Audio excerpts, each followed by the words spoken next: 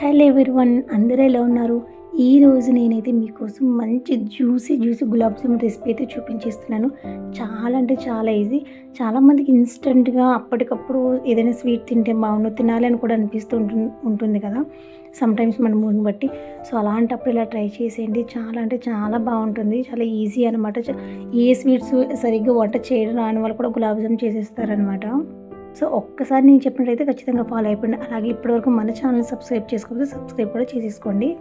గులాబ్ జామున్ కోసం నేనైతే ఫస్టే షుగర్ సిరప్ అనేది ప్రిపేర్ చేసి పెట్టేసుకున్నాను. మనం గులాబ్ జామున్ బాల్స్ యాడ్ చేసే టైంకి కంప్లీట్‌గా కూల్ డౌన్ అయిపోయాలనమాట సిరప్.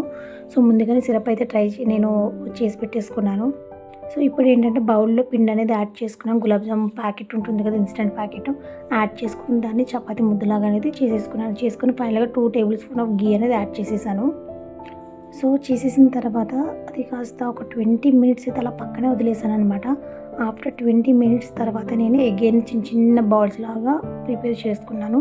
చే మనం బాల్స్ చేసుకునేటప్పుడు చాలా ప్రెషర్ ఇచ్చి ఒత్తుకుంటూ చేయాలి. బాల్స్‌పై ఎలాంటి క్రాక్స్ అనేవి ఉండకూడదు.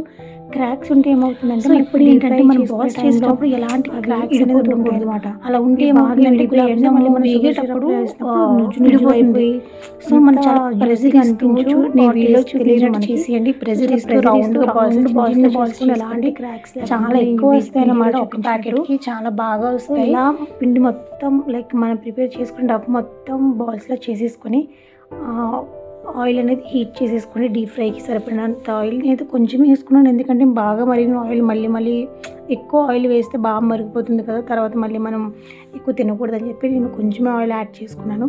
ఇలా ఆయిల్ యాడ్ చేసుకొని బాల్స్ అన్నీ ఒక్కొక్కటికి యాడ్ చేసేసాను అనమాట ఆయిల్ హీట్ అయిన తర్వాత. So, sugar already cool down అయిపోయింది. సో, పక్కన పెట్టేసుకున్నాను. ఈ బాల్స్ అన్నీ ఆయిల్‌లో యాడ్ చేస్తాననమాట. సో, ఇవి ఎలా అంటే ఆల్మోస్ట్ డార్క్ బ్రౌన్‌లోకి వస్తే బాగుంటుంది.